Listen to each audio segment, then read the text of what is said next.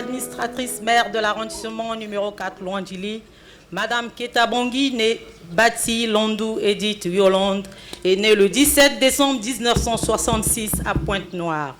Fille de Bati Jean Célestin et de Tikambo Landou Angélique. Elle est mère de 5 enfants, dont 3 garçons et 2 filles. Elle fait ses premiers pas scolaires en 1972 à l'école primaire de Faubourg à Pointe-Noire, où elle obtient son CEP, entre parenthèses, certificat d'études primaires élémentaires. En 1978, avant d'aller au collège Les Trois Glorieuses, entre parenthèses LTG, jusqu'en classe de 3e pour finalement atterrir au collège technique 7e 12 août de Pointe-Noire. Élève assidue et studieuse, elle finit par obtenir son brevet en comptabilité, formation qu'elle peaufinera plus tard à Paris-Saint-Lazare en France. Dès l'enfance, Edith Yolande a un penchant pour les activités libérales et entrepreneuriales qui vont forger son caractère de dirigeante d'entreprise et de meneuse d'hommes. Après plusieurs formations professionnelles, elle décroche son premier emploi en 1988 à la Congolaise des pharmacies, entre parenthèses Socofar, en qualité de comptable, poste qu'elle a occupé jusqu'en 1995. De 1995-2001, elle est attachée de direction au groupe GEPOM, dans sa filiale fabrique de peinture en Afrique, entre parenthèses FPA, succursale de Pointe-Noire. À partir de 2002, son esprit de créativité l'emmène à créer sa propre structure dénommée Groupe Central Services Éco, axée sur les prestations de services, la restauration, le vénémentiel, l'entretien, bâtiments et agences de voyage. Parallèlement à ses activités professionnelles, elle distingue sur le plan social en qualité de présidente de la fondation Kalissa Ikama, où elle intervient en faveur des enfants souffrant des maladies cancéreuses depuis 2010. Son engagement politique l'a conduit à faire acte des candidatures aux élections locales de 2013 sur la liste Lumumba pour le compte de l'association CAPO. En juin 2015, le président de la République lui confère les rênes de l'arrondissement numéro 6 Ngoyo, où elle est nommée pour la première fois administrateur maire. Cette nomination consacre son entrée dans l'administration du territoire avec la bénédiction du ministre de l'Intérieur et de la décentralisation, M.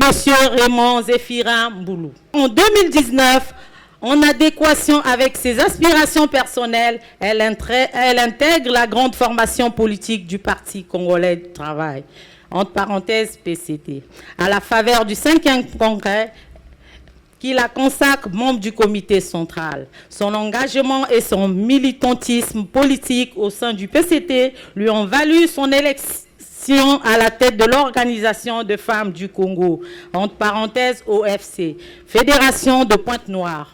En mars 2021, poste qu'elle a occupé jusqu'en juillet 2025, puis qu'elle est obligée de quitter celle-ci pour cause d'incompatibilité avec ses nouvelles fonctions.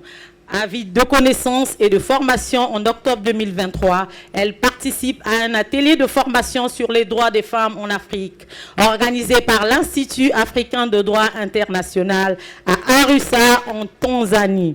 En novembre 2024, elle a suivi une formation de la mission multisectorielle au Cameroun en partenariat avec le groupe Attijari Wafa sur la zone de libre-échange continental, sur le thème Made in Africa. Et ZELCAF, une autoroute d'opportunité pour les entreprises africaines. Son sens du devoir et son dévouement ont une nouvelle fois convaincu le président de la République, chef de l'État, qui, le 21 mai 2025, la nomme à la tête de l'arrondissement numéro 4, Louandjili. Manager avéré, Edith Yolande se distingue par la capacité de communication, son esprit d'écoute et d'adaptation et surtout sa disponibilité à exécuter les orientations de sa hiérarchie. Sa loyauté à servir la République est récompensée en 2017, année à laquelle elle est élevée par le président de la République, chef de l'État, son Excellence Denis Sassou Nguesso, au grade de chevalière dans l'ordre du mérite congolais. De foi chrétienne, elle est adepte de l'église christianisme prophétique en Afrique du prophète Lassie Simon Zéphirin, entre parenthèses, église lassiste.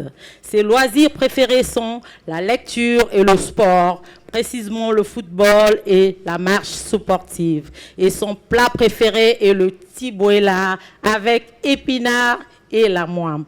Madame Ketandangi Nebachi Landou Edith Yolande,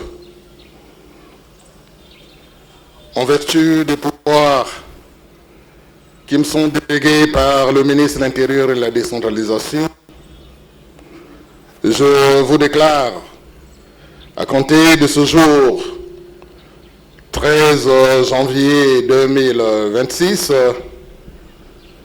officiellement investi et installé dans vos fonctions d'administrateur maire de l'arrondissement 4 Louandjili.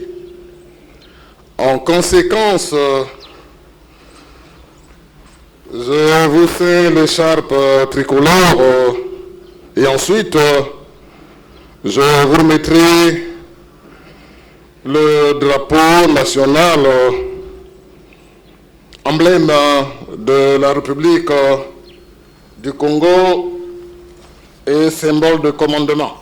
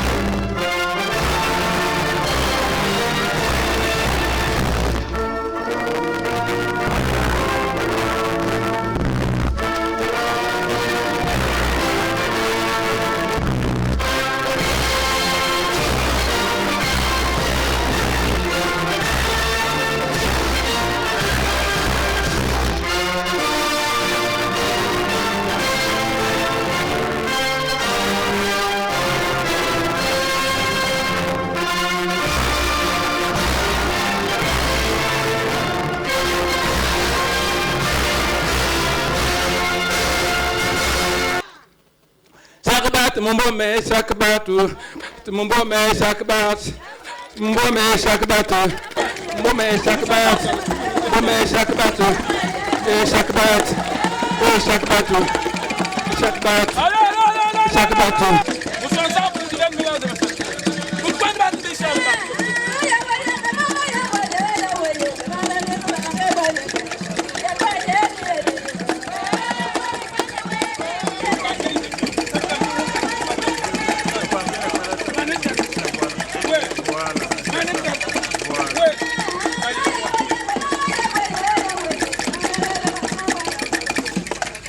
Abana bubu, ya. Abana buswa, ka. Abana besi, sitiguma mutoba. Mama tommena, matom musika. Takin site ye, ya kumpandi kinave kumame ye, kumpandi kumplutwa ye, unatu kulkalu luande ye, lumonabi kongwe ye, bu, drapo, wakwe, bobo, abe tankwak, inchembo, inchini, na kusalbi salbi anu, bubu nkambi nzambi buku bani bukanda. Bu, sachela.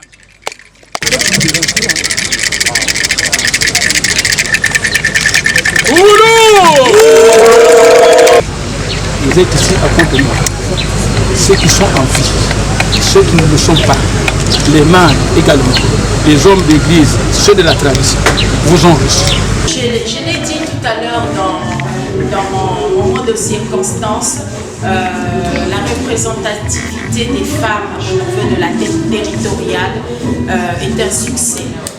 un succès qui revient d'abord à la volonté du président de la République, Denis Sassou Nguesso, parce qu'il tient à donner à la femme une place d'honneur. Ça, c'est d'un. De deux, au ministre de l'Intérieur qui, sous instruction du président de la République, essaye d'agencer ces violents pour trouver les femmes qui sont à la hauteur pour administrer la direction des administrations territoriales. On a des femmes préfètes, on a des femmes maires, on a des femmes sous-préfètes, on a des femmes qui sont des secrétaires généraux dans les différentes circonscriptions administratives, en fait dans les différentes communes, et nous avions aussi dans les districts et les sous-préfectures des femmes qui sont secrétaires généraux. Vous voyez que si on fait la somme de toutes ces femmes, dans les 5 dernières années, ça a été une montée spectaculaire. Mais tout ceci grâce à la volonté du président de la République qui prône la masculinité positive. Il pense que les femmes peuvent commander aux côtés des hommes. Et il pense aussi que les hommes doivent diminuer leur ego et d'accepter d'être accompagnés par les femmes dans la gestion de la chose publique.